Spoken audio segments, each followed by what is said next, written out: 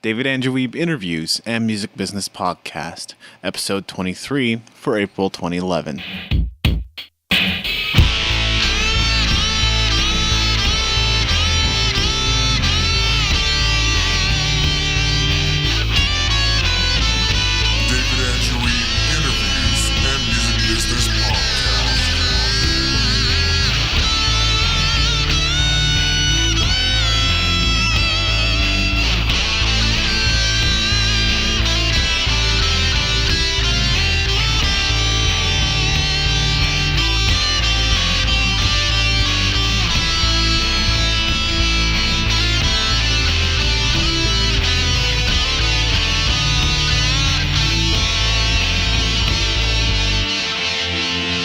Thanks for joining us today. Today's episode does contain some frank discussion on things like anxiety and a few other items. If you happen to be listening with your children, you may want to use some discretion there, but as usual, it's nothing too out of the ordinary.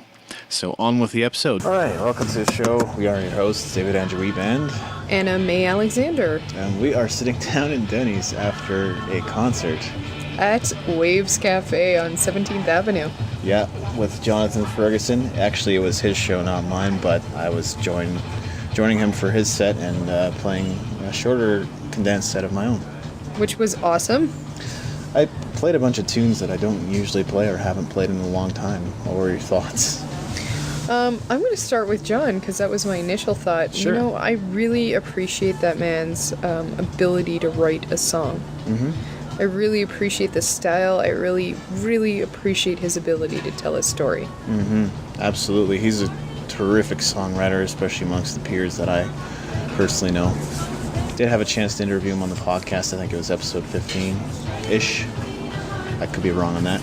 I think my only real comment on your set was don't tell people that you don't play those very often. I mean, it was a fantastic set. It was, you know, I guess it's okay to be vulnerable, but just, you know, it was like, what songs he's uncomfortable with? Those are fantastic. So, my only thoughts. Yeah, it was just some material that I don't often play these days, but I figured I might take a chance, seeing as how it's a short set and kind of a coffee house where people don't seem to care all that much either way. Although we did manage to create some fans in either case. It was a challenging room. Yeah, I found that to be the case last time we were there, and even at certain points there were lots of people, and there was at one point a lot of cops walked in. It was almost like the Blues Brothers, and I kind of made that reference. It felt a little like playing a train. Yeah, exactly. I think it's a hard room to have the sound system set up because it's elongated. It kind of reminds me of Kava that way, actually. A little bit, yeah. Actually, it's a very good analogy. Espresso bar. Only narrower and longer. Yeah. Yeah. But any moment, Jonathan could actually walk in on us, and we might have a three-way conversation going here. But in the meantime, I think I wanted to follow up a little bit on my recent customer experiences. Oh no! Not that they've improved a whole lot. First there's Belle, with whom I've had the $1,500 bill. I've been kind of fighting that since about January now, so it's still ongoing. I did go to the store where I purchased the phone, and there was a form submitted to the district manager for review. Still waiting to hear back, but depending on what I hear, I may not take too kindly to what Belle has to say. Yeah. Dang. I've had an amazing customer experience recently. That's good. With Keurig. They do the K-Cup coffee brewers. I have to say I'm not a fan of the coffee itself, but their customer service experiences are incredible. So let me give you a backstory on this brewer. We ordered a coffee maker at work, and there was so much politics around it. I washed my hands of it and let the guys deal with it. We ordered a coffee maker. They set it up. They got the thing going. I didn't use it. The guy who set it up left the company. And then all of a sudden, I get a call on my phone. Come fix it. It's not working. So I do what I can for the thing. I go through the manual. I'm like, maybe this thing should be descaled. Yeah. Descaled it. Kind of started spurting a little water instead of none, which was great. And And then it stopped. So I called Carrie and I'm like, what the heck, man? And they were very patient. The poor guy spent an hour on the phone with me trying to get it working again. And then he said, well, you should have been descaling it every 4 weeks. Oh, shoot. Suffice to say, it's in my calendar now. And he goes, well, I'll just send you another one. Right. But that's my own mistake. And Keurig was kind enough to do so. And they sent us some free coffee samples, which flipped our lids. So we were quite impressed with the Keurig K-Cup experience. Yeah. I think there are certain people that understand the current new media model. Mm-hmm. For example, I was listening to the Boag World podcast recently, which is about web design. Mm-hmm. And they were talking about how if you do one thing wrong, every customer has a voice nowadays, especially with internet as their platform. So here's people that actually understand how that works, and clearly a lot of local businesses that we've been dealing with don't. Well, and the statistic used to be you have a customer with a bad experience, they'll tell 14 people. Yeah. You have a customer with a good experience, they'll tell 3. There you go. So maybe some companies should be thinking now, because what if that person's idea of telling 14 people is posting it on Facebook, talking to Twitter, telling every person they know in person, and then just having a podcast? Right. And Dell is actually the prime example. Mm-hmm. They used to have excellent customer service. You would call them up, you'd have an excellent, knowledgeable salesperson on the other line. They used to be amazing. They would give you a deal on your machines or machine, and that they don't do that anymore. Customer service is now pretty much people who barely speak English, it seems. So my Dell hasn't worked since about 3 days after I bought it. It got a bad drive. The screws on the bottom are constantly falling out. It's a laptop, right? It is a laptop. I was told that the chugging sound it was making was a driver that wasn't there. I'm like, I'm sorry guys, this is hardware. They wouldn't replace it. Really? I kept calling. They ran my warranty out. I have some nice words for you people, and they're no longer than 4 letters each. If you're going to buy laptops, I don't recommend Dell. On the other hand, I toured, and my sound technician had an Apple. Yeah. Never been an Apple person. It was enough to almost make me become one. We ended up recording a whole bunch of our sound effects on the Apple.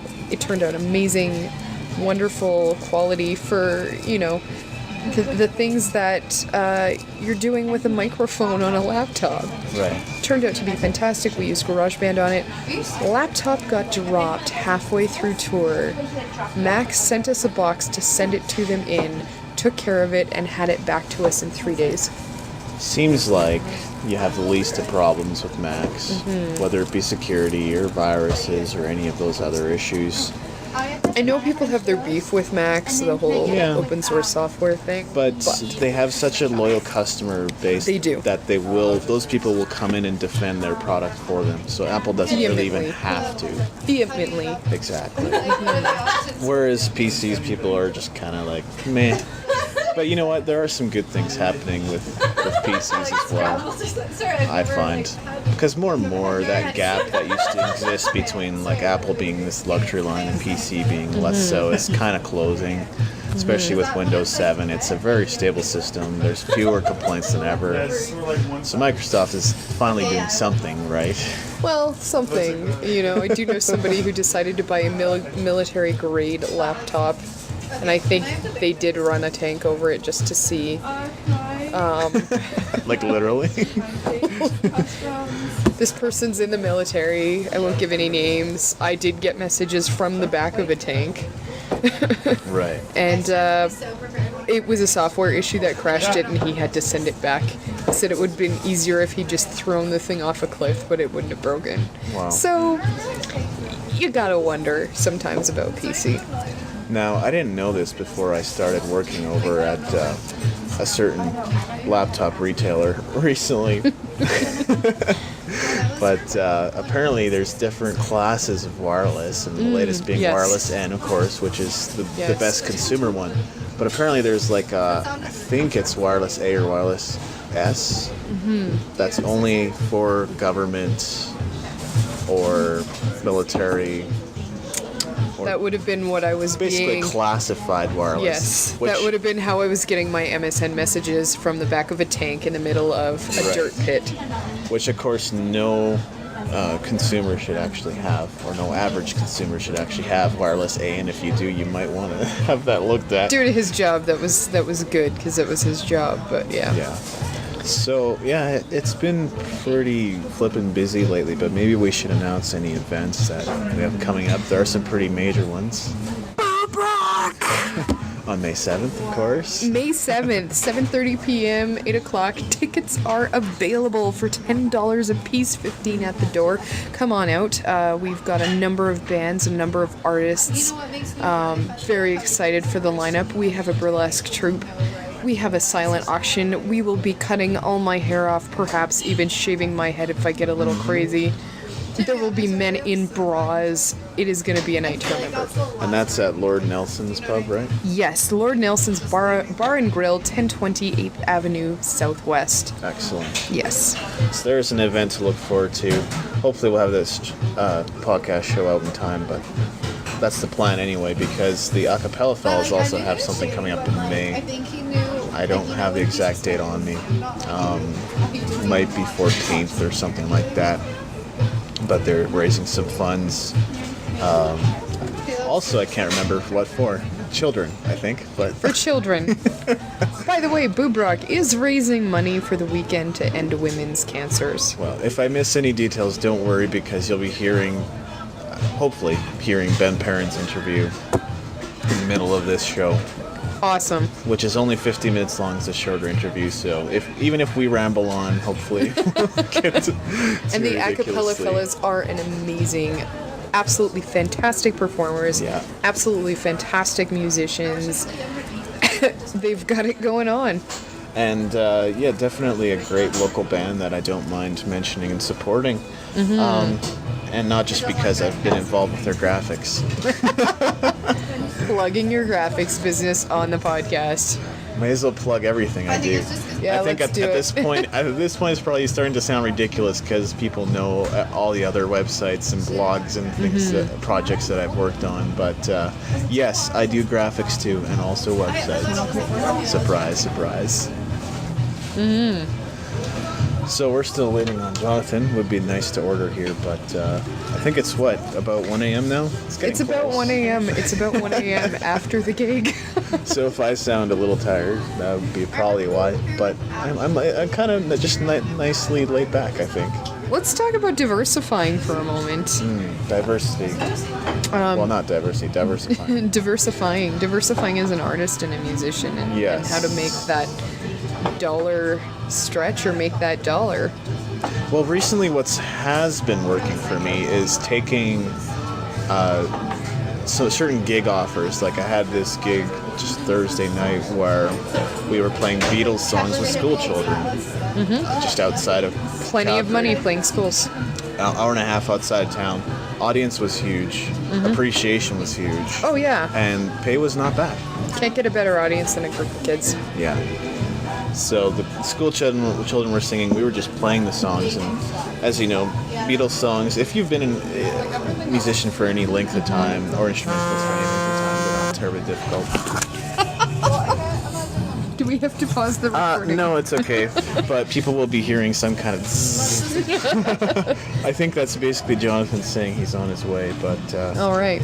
Yeah, no worries there. So yeah, learning Beatles songs not terribly difficult, but something like Octopus in the Garden, which we did, there is some trickier parts to it that we had tried to get worked out and still kind of blotched in performance, but it wasn't that bad. The trademark stuff. Yeah, exactly. So no, that's been good.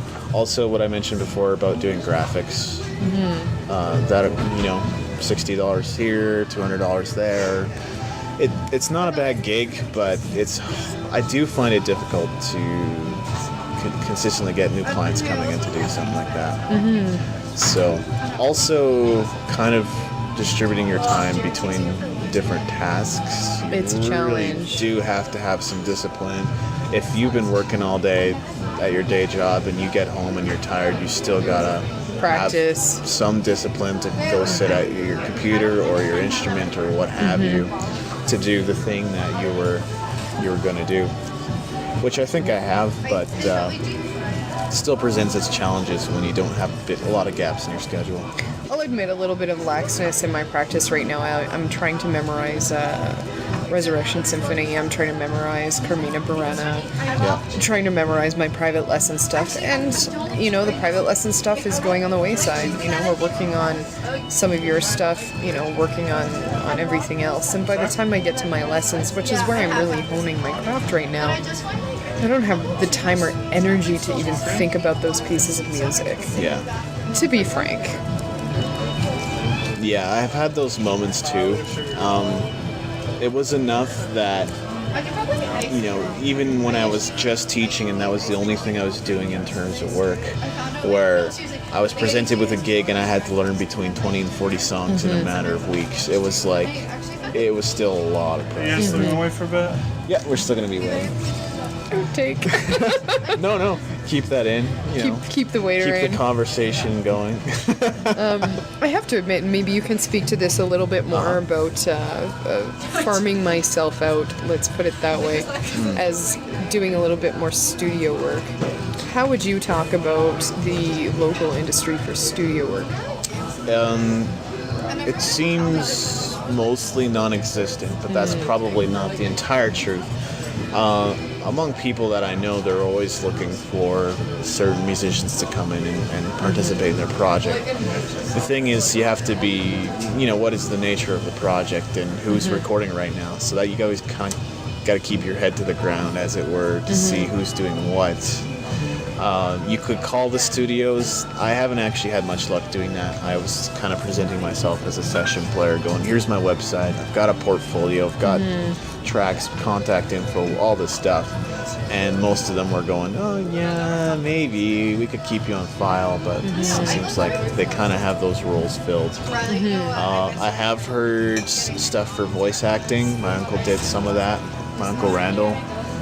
And I'm not sure if he was working through an agency for that or not, but they do, or used to do some of that in Calgary, so there are jobs There was quite a bit of voice work actually in Calgary. There's a number of Japanese cartoons manga that get anime and manga that get overdubbed in Calgary. I know of at least a couple of people who have regular parts on those series. Exactly. It's something I'd be interested in doing too. I've thought about doing some voice acting because I do mimic a lot of different voices.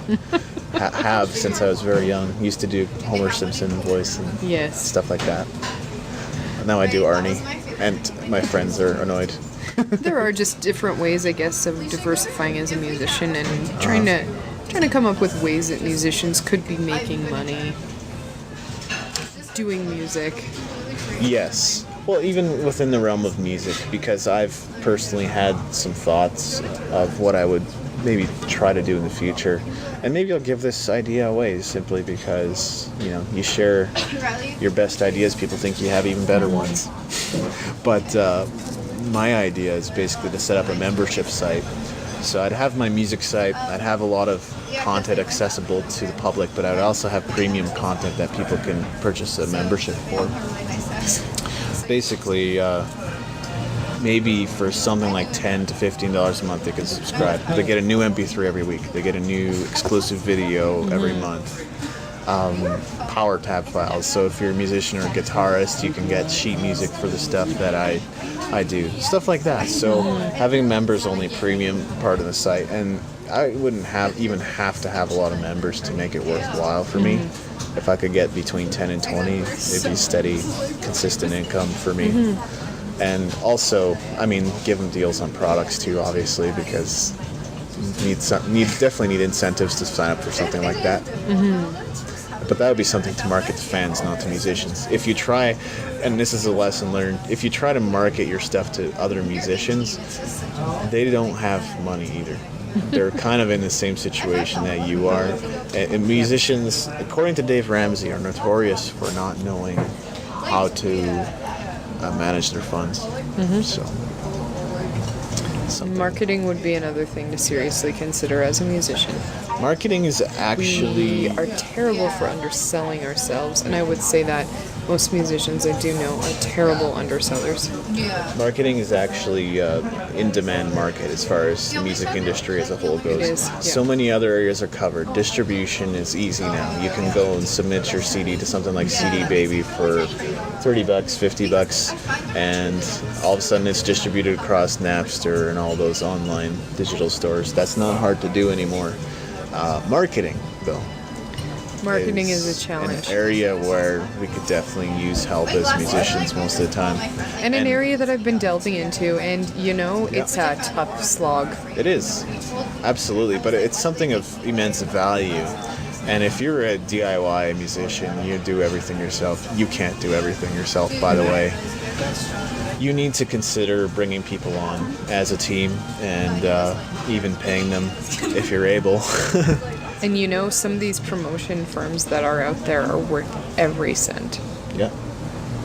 Joelle May has recently very kindly offered to help me with boob rock, offered some free advice, offered some free contacts. Even with the free advice and the free contacts, it is not an easy slog to market a show, especially a charity show.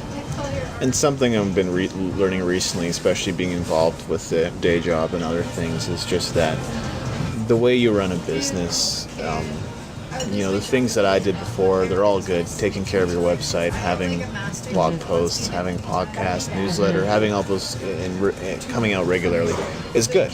But you still need to spend the meat of your time connecting with other people. And if it's people great. But you kind of have to have a list of people you go, okay, these are the 3 people that I'm most scared of calling today. So those are the people I need to talk to. Well, and let's be honest, your relationships are huge. It was one of the big things that I learned from business from my dad growing up is, Dad, why do we always bring donuts to the guys in Airdrie? We don't have a Tim Hortons in Airdrie. Oh, well then why are we bringing them donuts? Because otherwise they don't get donuts. You're taking care of your customer at all costs. And it's one of those things, someone helps me out in planning or organization of an event. If they help me out, every media contact that I make when I do Boob Rock every year, every person who donates something to the silent auction, every performer gets a thank you note. Yeah, and how many larger scale shows have I played simply because I knew somebody who knew somebody? And by a larger scale, I mean 150 to 300 range. For me, that's pretty big as a singer-songwriter, sort of. You treat everybody with the utmost respect, and it is huge on your marketing. Well, and that's interesting because sometimes we don't see that, and especially with some of the musicians we've interacted with, not a whole lot of respect for a lot of people. Well, and people remember that nice person who shook their hand and said thank you. I've gotten to do crewing for a number of bands, and I'm telling you, who was it? Skillet. Right. Coyote came out and thanked every single person who was out there working. One of the worst ones I did in terms of some of the stuff I had to do, I won't name the band, didn't even seem to care that 3 5-foot girls not weighing a whole lot got stuck on their concert line in the center. Well, another perfect example is the Prairie Prax boys, right? They're usually pretty enthused about any kind of contact. Prairie of Prax. Holy cow. These guys, they're sending me music videos, they're sending me press kits, they're giving me media contacts, they're getting me interviews, and they're just playing my gig. It's good for them, but it's also good for me. They have me out at their shows. They get me in, for free for a couple of shows now. They treat me with the highest level of respect. And I'm telling you, they have the first spot on the bill for Boob Rock every year, no matter what. I don't care if I go to an all-girl event. They're the number one band I will ask because of their level of treatment and commitment to the cause and to Boob Rock. If someone else were to offer them a paying gig that night, they'd probably say, nope, sorry, we got Boob Rock. There's something that I could definitely take some lessons from, but time being a major factor, that has been a challenge. And that can be a tricky thing if you're working 3-4 jobs, freelancing, volunteering, all those kind of things. No, I sent Prairie of Prax a thank you note, and they said, why are you thanking us? Thank you for such a great night. And I'm like, you played for free? Yeah. So absolutely an incredible group to work with. Yeah, I really gotta be more in touch with those guys and maybe play some shows together. We'll see if we can make that work somehow. And it doesn't hurt that, their bass player can save the glasses for their lead singer. Maybe Mid-show. he could save it for my glasses too. If I start rocking out and actually have a band backing me up, those glasses fly all over the place. So. Hey man, Mark Stewart's hardcore. Absolutely, Mark's great. It makes me feel like Another topic that you were interested in covering is anxiety. I think that's something both of us could probably speak to. Mm-hmm. How does it affect us as people, as musicians? How do we cope? Who does it affect? Everybody at some point. Yeah, that's just it. Statistics are showing that most people, probably a good chunk, 90% even, experience panic attacks or anxiety attacks at least once in their lifetime. Stress can get out of control. Bottled up. Adulthood could suddenly show up, and all sorts of stresses and things that you weren't expecting before just kind of show up. And not to scare anybody, but it's different. It's a very different experience. it is. It's really frightening. I had an anxiety attack. It was in 2008, February, first time I'd ever experienced anything like that. And I was like, literally like, guys, is this a heart attack? Because like I'm feeling pain in my arm, I'm feeling pain in my heart. And like I did what you were supposed to do, is like chew on aspirin or whatever, which tastes horrible. And Never they're again. taking me to the hospital, and then the palpitations start. And I'm like, what the crap? And like one of my roommates was like, you haven't had the chance to develop bad habits like eating fries your whole life. And I was like, well, hold on a second. As a nutrition student, I'm going to stop you right there. They're starting to find that people in their teens and early 20s who die of unnatural causes, they're doing studies on their arteries. Kids who died in car accidents and stuff.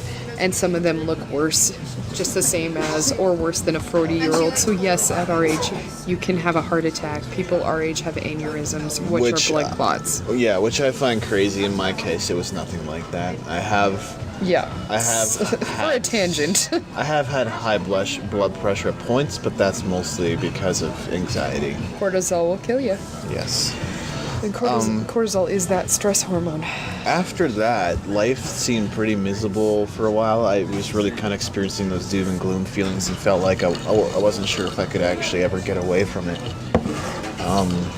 And finally decided, I think, that I needed to do something about it. I was like thinking I would have to be institutionalized or something like that. It never came to that, but what I did was I started doing a lot of research on anxiety, and there's a website, I think it was Anxiety Center.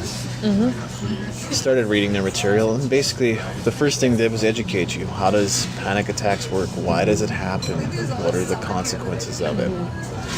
And something they said up front is like, this is something that can be dealt with relatively easily if you catch it early. And that was my case. Basically, it came down to a few things. Healthy diet, which seems obvious, but so much of the time we forget. We get too much sugar, too much caffeine. Meditation, doing that for 20 minutes or whatever, getting those alpha waves flowing in your system. Massage, I've heard, works pretty well, but I never did get massage for myself. Exercise regularly, daily basis, but light exercise, not heavy exercise. So 20, 30 minute walk. Oh, and here's Jonathan. Jonathan Ferguson has joined the podcast. We're just chatting. Without his knowledge. Yeah. Oh, are you actually recording right now? Yeah, we're actually recording. You are being recorded. Candid. Impromptu Let's get her done. Yeah. podcast. We were just talking about anxiety a little bit. But yeah, so those were some of the things that helped me recover long term, and also it did get me kind of in the disciplines that I wanted to get into anyway, which exercising and being healthy and all that kind of stuff is important. I've since been able to include some of the things in my diet that I had cut out completely, but without any consequence, fortunately. Those are all awesome things to be doing. Acupuncture, I've heard too, for some people. as I've heard, equine counseling therapy as well. Like horses? Horses. Really? Counseling Interesting. through horses. Really? Yes, there is a Put center. peanut butter on their mouth and No, there's a center located just outside the city, and a couple of people I know have been through there. It's called Healing Hooves, and they basically do counseling by having you take care of a horse. interesting. Yeah. It's supposed to be very good for people with issues such as anxiety, eating disorders, depression. I'm losing the long list at this hour. But it's very good because a horse will give you back what you were experiencing. You have to learn how to trust a very large creature. It's true. Yeah, And make it trust you. exactly. Yeah. Interesting. Yeah. But I think that's an important part of anxiety, maybe, is just developing trust with something or somebody or some, Yeah. Or even in yourself. Like, I have obsessive compulsive disorder. I'm pretty sure. In fact, just before leaving here, I had to... I let my dog out, let him back in, and then I double checked on him 100 times. Right. And then I double checked all the locks, double checked the alarm. I have to do that. I don't know that there's really a system for it. It's like the thing with obsessive compulsive disorder is if you come up with a system to fix it, then you have to then come up with another system to verify that system, and so on and so on and so on. Yeah. Because your ability to believe what you just did is it's just not there, right? Well, it's interesting because you're not the only one that's been on the podcast who's probably suffered through something similar. I'm not going to say who, but No, I think it's it comes with having that right brain that does stuff that other people's right brains that's maybe don't part do. of it too. Is our creative minds, we can get so carried away with fearful, terrifying horror thoughts. It doesn't take much for me to imagine a pretty terrifying situation. Without any prompting. Yeah. It doesn't mean that I get carried away with it, but so you can, overreact, and that's what anxiety.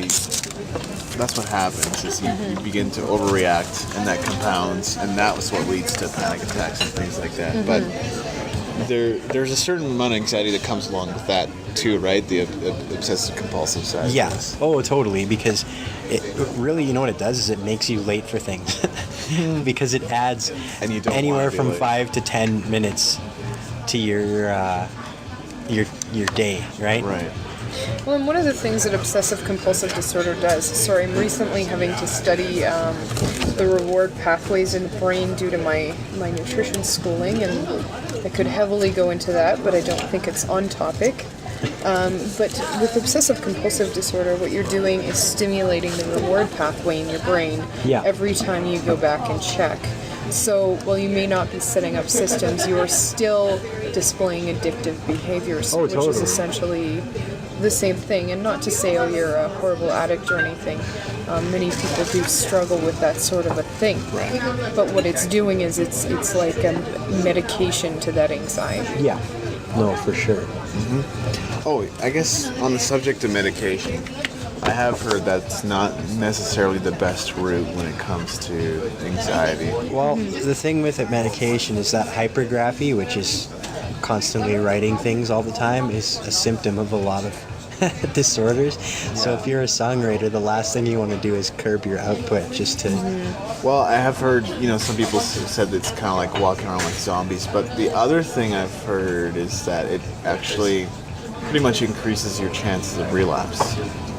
If you wean yourself, try to wean yourself off Yeah. it. So, anything to add on the subject of anxiety? I would have to say I do believe medication has its place. Yeah. Yeah, I can see that. If you were in the middle of a severe anxiety attack to the point where you were unable to I think function, that's what it's for, exactly. medication is great. I know somebody recently who's developed severe anxiety, and he's got the paper bag in the back pocket, he's got the meds in the jacket pocket, he's good Crazy. to go, and then something happens and he needs that, or he needs to just talk to himself for a minute. For the most part, I can talk myself out of. I haven't really discussed my history of, as you both have, of anxiety, but he talks himself out of it. It's something I've done as well. It's a hell of a fight to talk yourself out of an anxiety attack, and sometimes I'll admit I leave the room. Mm-hmm. Right. Because the room will be too much for me. I guess two other things I remember reading. One is that just to remember the lighter side of life. So actually find yourself a good comedy that you enjoy and laugh. Exactly. Rest more if you can. You know, Sleep's definitely a factor. yeah, sleep it seems to play, or at least for me, played a pretty big part. Lay down when you can. Another thing I've heard is connecting with God, however you conceive of that, is very important. If you haven't, and you're just going through anxiety now's the time. And I have to go back to sleep just for a moment here. Sleep in the recovery phase of your body. You need to, and forgive me, it's the nutritionist in me talking. You really need to hit your sleep. You really need to hit that delta cycle. Your body will not recover from the cortisol that's been flooding your system. Really good foods. If you can take a food optimizer once a day, it will improve your sleep. I know I sound a little nutsoid on the food, but the sleep is so important. If you find yourself needing to sleep for 18 hours in a go because you're so exhausted, you're really not getting better sleep because you're not hitting that delta phase because the cortisol is not leaving your system. That is a sign. That is a very big sign. Yep. Absolutely. Well, we'll definitely discuss this subject in more detail. If you are interested, do write in and email and tell us your story of anxiety and what have you. We're going to move on to Ben Perrin's interview, and we'll be back. I guess for us that means we're going to be back right away, but for our listener that means we'll be back in 15 minutes. And enjoy the A Cappella Fellas. Yeah, exactly. Visit us online at www.daw-music.com/daw-podcast. And don't forget to spread the word. Tell your friends about this podcast. Well, I'm sitting down with Ben Perrin today from the A Cappella Fellas. Why don't you tell us a little bit about the fellas? Well, the A Cappella Fellas have been together for the past 7.5 years. We're all former members of the Young Canadians. Right. And first time we ever sang, it was just in between rehearsal time. We actually went into the John and sang by the urinals just because the acoustics in there, just learning songs for fun. And kind of went from there. We did busking downtown by Eau Claire, got a few business cards, and started doing department stores and private parties. And yeah, it's been fun since then. Is that where all you guys met then, Young Canadians? Yeah, all of us met through Young Canadians and just on our free time. Even when we started with 7 guys, eventually that whittled down to the core 5. Right. And we've had one person went away for school, but the new person that we brought in was again from Young Canadians. So it's all kind of a core group of friends that have known each other for years. Right. So how would you describe your music?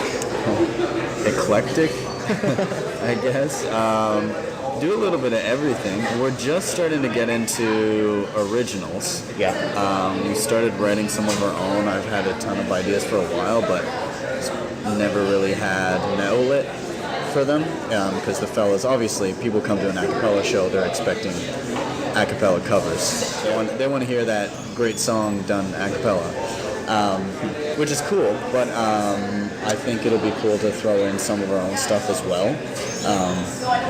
Obviously, we're going to continue to do all the stuff that everybody loves too. We always do covers like Michael Jackson, Billie Jean, we do Johnny Cash, we do Kanye West, a little bit of everything. So it'll stay the same. We're just going to throw in, the odd original song now too. Right. Yeah. What would you say are your influences then? I'd say our number one influence as far as a cappella music in general is Rockapella, the guys who sang Where in the World is Carmen Sandiego. Right. We actually drove, in 2005, we drove 12 or 13 hours to go see a concert of theirs in Idaho Falls. Just incredible. Just probably one of the most innovative vocal groups I've ever seen. And dead on every time. Notes are always perfect, and and they've been around forever. They've got something like 10 albums, and yeah, they just keep going, and they're amazing. So how long have you guys been together now? Yes, 7.5. Well, by the time we do our show, it'll be about 8 years. But yeah, 7.5 years, I'd say, around there. And you've got a couple of recordings under your belt? Yeah. We recorded our first album in 2005. Yeah. And our second in 2008. And now we're working on an EP with some original songs and a couple covers. And that should be ready in May for our show. So May 13th, we're hoping to have it all ready and good to go. Awesome. Yeah. So what is the future of the Fellas as you see it? The future of the Fellas. Well, I guess we'll see. We've been getting a lot. I mean, obviously, being an a cappella group in Calgary, heavily business-based, a lot of oil companies here. So we get hired for a lot of corporate gigs. But we've been doing some more interesting, I don't know, like the morning show on X92.9 asked us to do a song for them. So we wrote a 2-minute jingle for them, the show song, and they put it on the air. And I think just doing some more kind of artistic shows, because it seems like the art scene in Calgary, though it's not everything it could be, it's getting there. At least there seems to be more artistic venues popping up around town, especially the past few years. So yeah, I'd love to get involved in more kind of charity work and actual big shows at nice venues, and then obviously keep up the shows for corporate sponsors and stuff like that, because those are always fun as well. Right. Yeah. What would you say is the focus of the Fellas? Focus for me personally now, I think delving into new areas, like trying new original music. I'd love to get featured more on things like breakfast television and Calgary radio. Like, we've been played on X92.9, but I'd love to have. Ideally, I'd love to see it to the point where an a cappella group could get regular radio airplay and not be considered just a novelty act, but be considered serious music that could contend with instrumental music that you always hear on the radio. So we touched on this a little bit already, but what would you say are your thoughts on the Calgary music scene? You know what? There are a lot of talented people in this city. You just got to look for them, because it's not heavily publicized a lot of the times. Vancouver and Toronto, there's shows all the time. There's a lot of venues that you can go to see this kind of stuff. And there is some in Calgary, but it's not anywhere near the level that it should be. So, people like our friend Michael Bernard Fitzgerald are always doing kind of different things with their shows to bring in new approaches to local shows. He's always looking to do new things, like bringing in 100-person choir, having a guitar orchestra on stage, having 15 acoustic guitars and 4 different drummers and dancers and all this stuff that normally you wouldn't think of when you think of going to see a singer-songwriter. Right. So, if you can see more of that, and you can see more cool ideas and different approaches to live entertainment around town, I think that'll really help the city shape up and become another Toronto or Vancouver, one of those big musical meccas of Canada. Definitely. Yeah. What are your thoughts on podcasting and new media? I think it's great. It gives everybody a vehicle to get their stuff out there, whereas before you had TV and radio. Yeah. Sometimes not always the easiest thing to get yourself noticed or even just get airplay. But now with things like podcasting, with things like just Facebook and YouTube and all that, it's a lot easier if people have an interest in you and you're smart about it. you can get noticed pretty quickly, and you can use those to your advantage. Right. So you would have a similar opinion of social media as well? Yeah, absolutely. Yeah, Facebook is key in connecting with people. Twitter and YouTube and every type of social media is huge when it comes to sharing your art with people. Right. Yeah. Have you had some success with those avenues? Yeah, actually. It's always nice to be able to show off a new song or a practice session or an album online. We put our most recent album, I guess 2008, We've Kept Our Day Jobs. We put that on our website as kind of a Merry Christmas and a thank you to everybody for free, so everybody could download it. And the traffic to our website, just looking at it, kind of went through the roof compared to before. Very cool. So hopefully that means that a lot of people downloaded and listened to it and enjoyed it. And we're looking at doing things like that in the future. We've done kind of Twitter contests where, people suggest songs and the winners would get free CDs or free T-shirts or things like that. So it's a fun kind of thing to directly connect with people that enjoy what you do. Are there any other marketing strategies that have worked well for you guys? We always come up with really stupid things to do. Stupid in, I guess, a smart way, but also in a stupid way. We always make these little postcards, and we try and make them funny. So the most recent thing we've done, for the girls out there, they won't really be seeing this, but for the guys, you ever happen to be in a bathroom stall and see a picture of a 5-man a cappella group in suits with a caption that reads, "We can see your doodle"? That's us. And so we just figured it's a funny way. If I went into a bathroom stall and I saw a picture of 5 guys laughing hysterically and the caption, "We can see your doodle," you better believe I'd be getting out my cell phone and typing in the website immediately. So, things like that.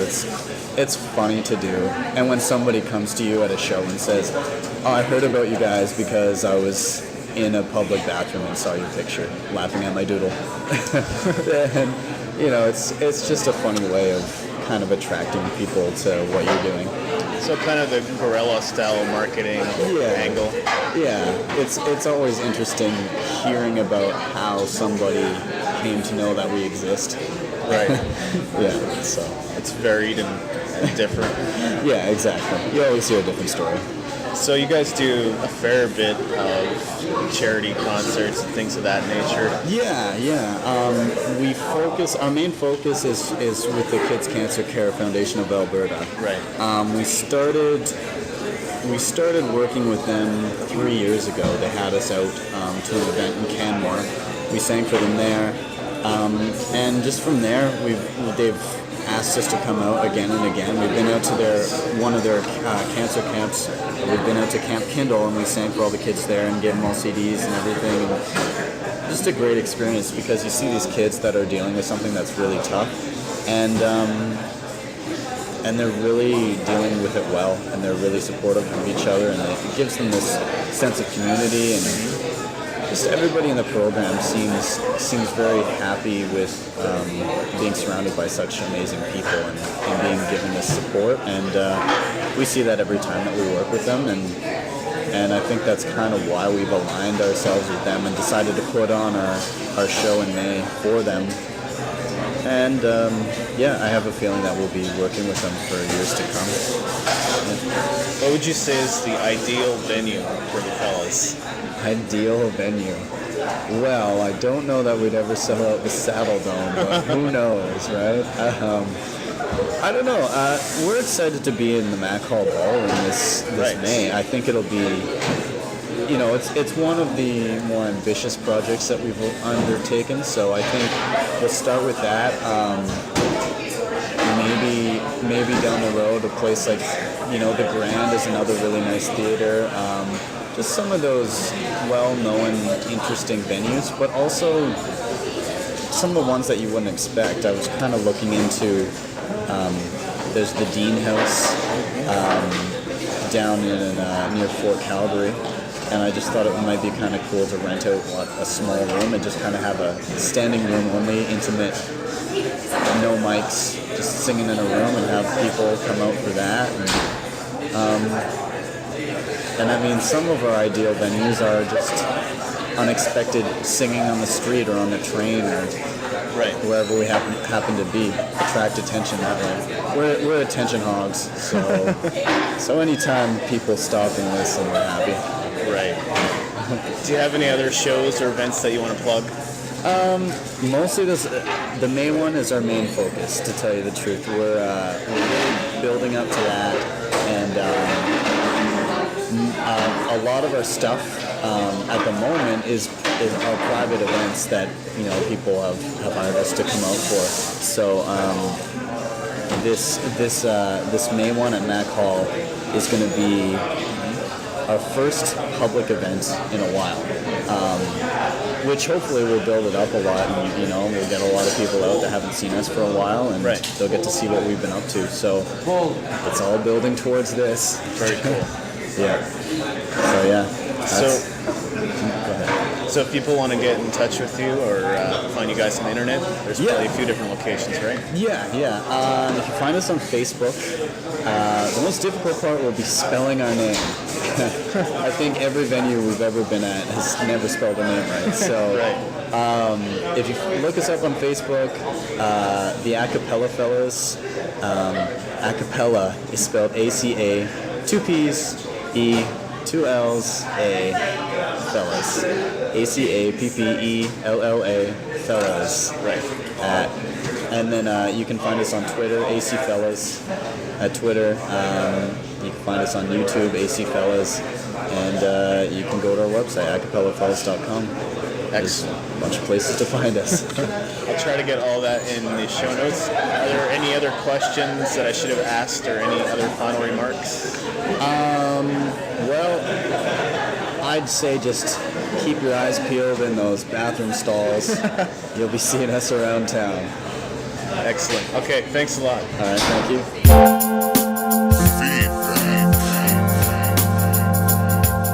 If you have any questions or comments regarding this podcast, send an email to comments@daw-music.com. So we're back with our closing segment for today. And Jonathan Ferguson is laughing at us. We plugged your gig there, it's man. the magic of radio. It is the magic of radio. We just talked about your gig. Yes. My gig Our gig, that you played that for half an hour. Yeah. I stole the show, did I? No, I don't think Okay, you did. good. I think you took a part of it and you owned it. Good. I think people were pleasantly impressed and or surprised. Seemed that way, yeah. I was getting into the playing for sure. Oh, I love playing. I thought that the atmosphere there tonight was way better than the last time we played that place. Yeah. We definitely made a few fans. And the manager, that was Abed, I don't know if you met him. No, he seemed friendly. Yeah, well, and he said that the customers on their way out were telling him that we were a good choice. Oh, okay. So Great. Might be a good idea to book a few more there. Hey, we could make it a regular thing and Go Waves. Yeah. We certainly made enough in the tip jar to pay for Denny's. basically our meals, so this is good. There you go. I guess a couple of disclaimers about the interview that I had with Ben Perrin. I know this is a little late, but because you just heard it. One thing is that I thought I was being smart, but evidently I asked him some of the same questions that he already answered once or twice in the interview. So I'll apologize for It's that. nothing wrong with Symptom being of lack thorough. of sleep. Yeah, I guess. I think I was just trying to fill any space as soon as I possibly could because I didn't want to do a whole lot of editing on it. So I ended up asking some of the same things that he already answered. But the other thing that he mentioned was actually how the fellas were posting these little flyers or little posters in the bathrooms, men's rooms, and saying we can see your doodle. I think I've seen those before. Yeah. The funny thing is, after that interview, I walked into a Subway and had lunch there, and I walked into the bathroom, and sure enough, their poster was there. So it just made me laugh. Well, and if we're going to discuss marketing, guerrilla marketing is such an effective way to go. And one of the most ingenious things I saw, and if this offends your sensibilities, well, jump in a creek. One of the most effective ones I saw was for the vajayjay monologues, pardon me. You can't censor it after you've already said it.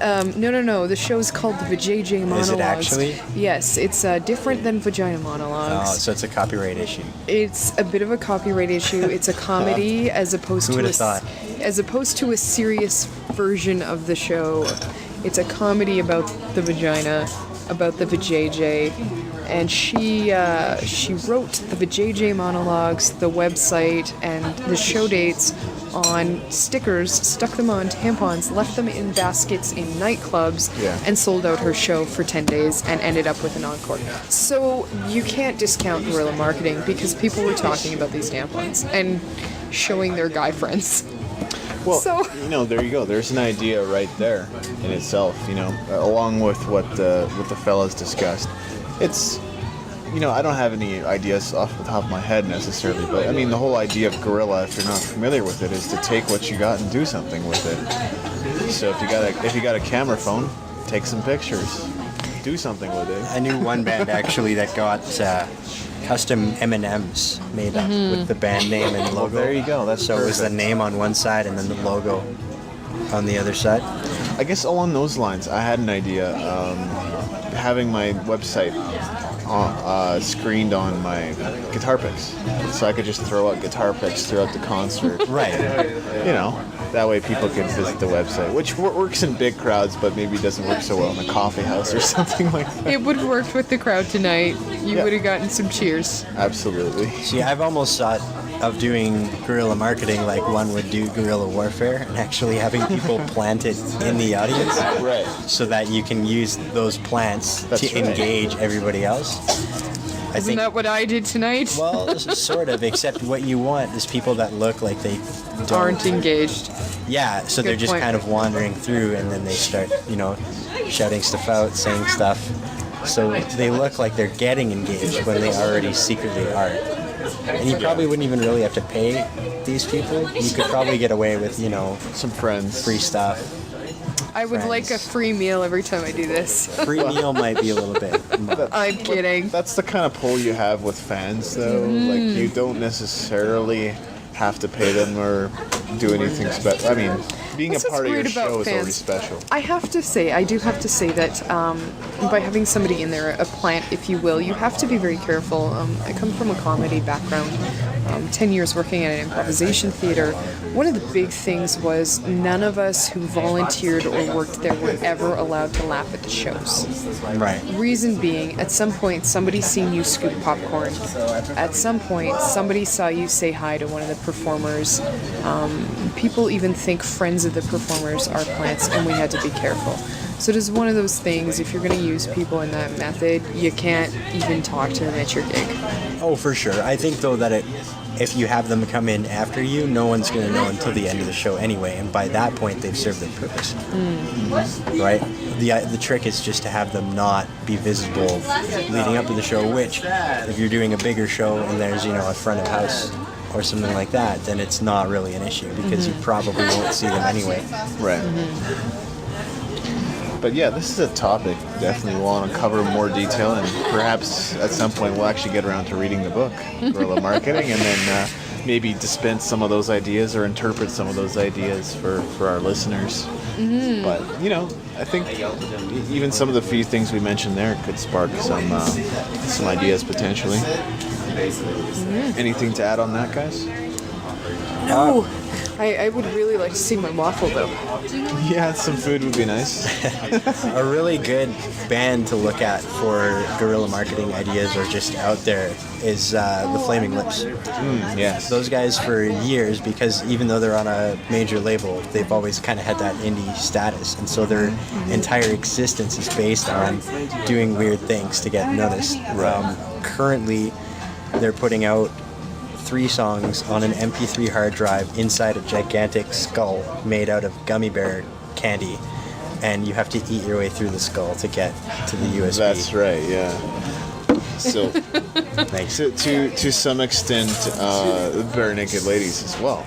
because at one point, I think it was a couple years ago, they released their latest album on the most obscure formats they could find. So a USB Jump drive, drives, Yeah.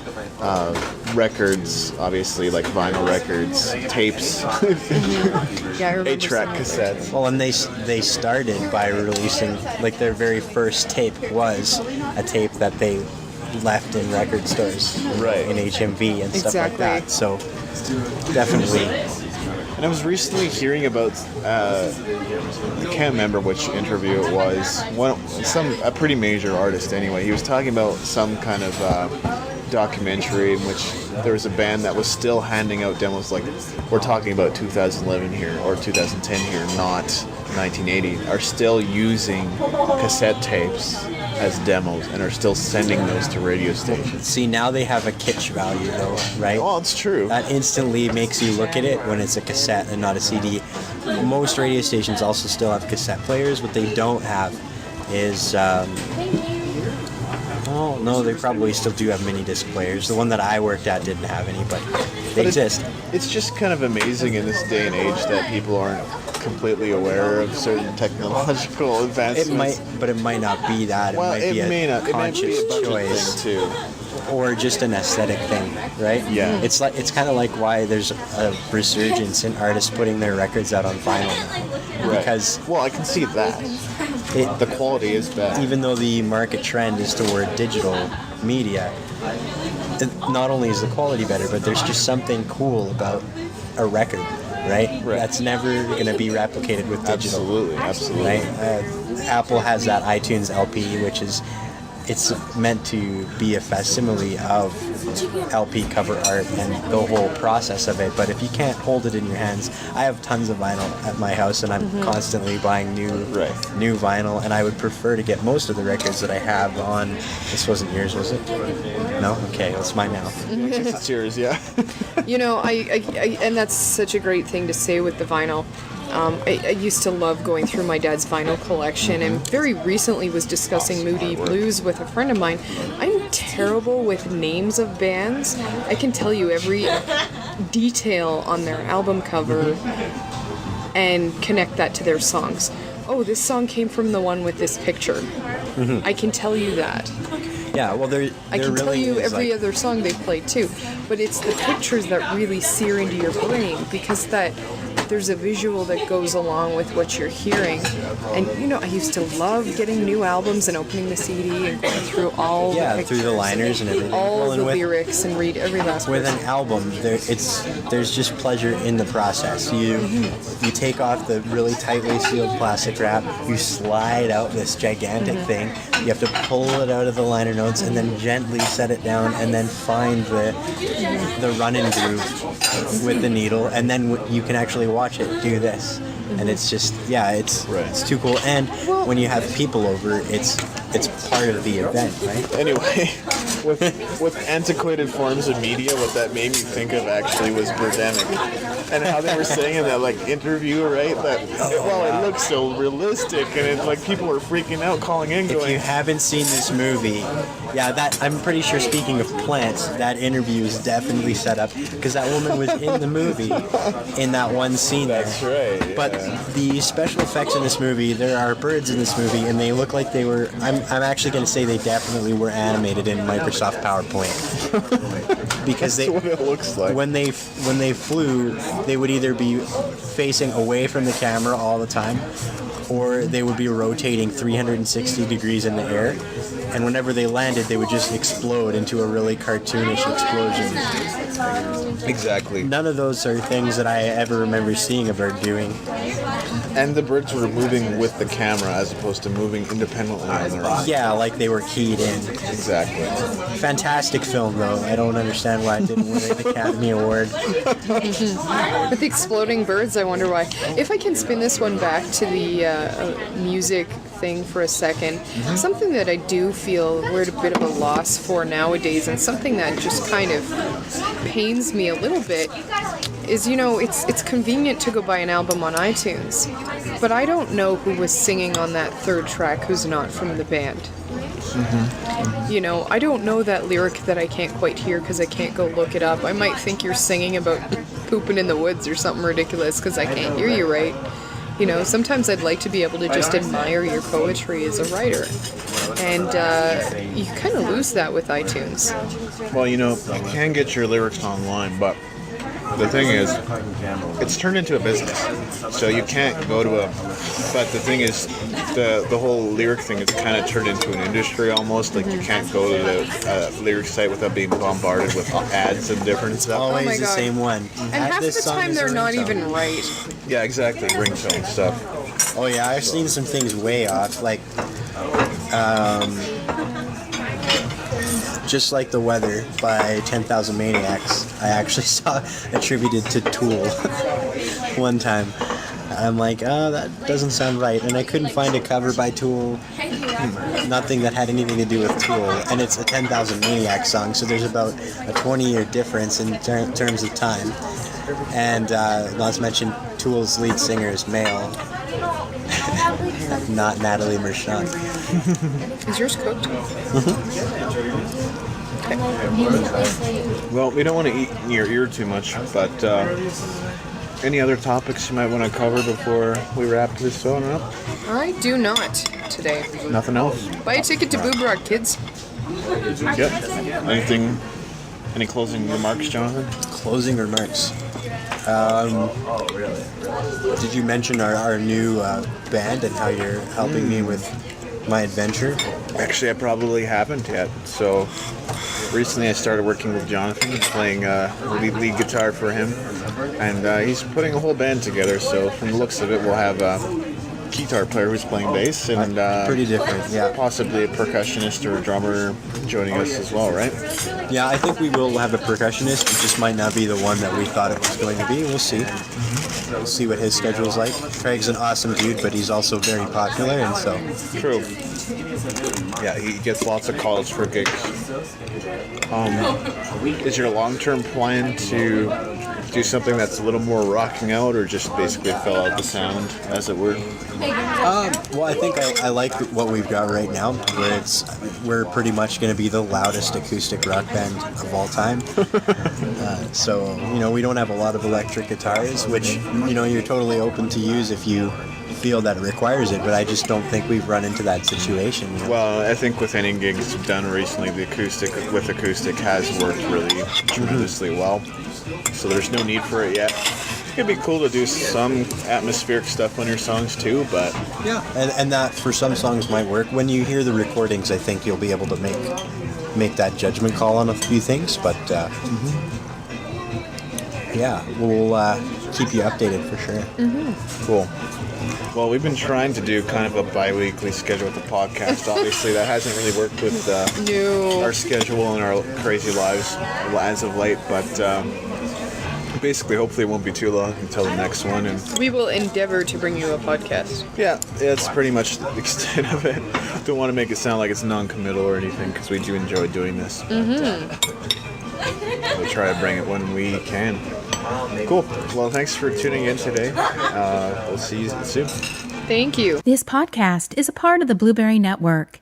You can find this and other great podcasts at blueberry.com. That's blueberry with no e's.com. You've been listening to the David Andrew Wiebe Interviews and Music Business Podcast, broadcasting from Calgary, Alberta, Canada. This has been a Red Flame production.